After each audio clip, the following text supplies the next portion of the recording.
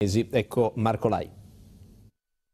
Tutti i tappeti che sono presenti in questa mostra sono realizzati a mano, quindi la produzione con modalità manuale. Alcuni hanno la caratteristica anche che hanno la colorazione con essenze naturali e quindi prodotte direttamente dall'artigiano. Oltre 30 fra tappeti e arazzi di grande pregio, testimonianza della maturità tramandata di generazione in generazione dei migliori artigiani sardi del comparto tessile. A Samugheo la mostra Apriti Sesamo mette insieme le produzioni di 8 paesi, quelli dove il settore, pur nelle difficoltà, riesce ancora a garantire una presenza sul mercato, anche oltremare. La maggior parte sono opere nuove realizzate nell'ultimo periodo, alcune realizzate appositamente per la mostra, alcune sono con simbologia e tipologia tradizionale, ma parliamo sempre delle produzioni degli ultimi 5 anni.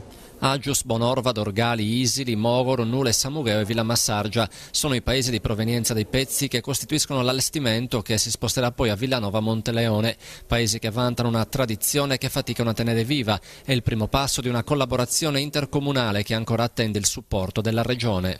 Abbiamo un discreto numero di aziende che con questo momento di crisi stanno soffrendo, le nostre come quelle del resto dell'isola. Probabilmente abbiamo bisogno di un maggiore supporto, maggiore incisione da parte dell'amministrazione regionale in questo periodo.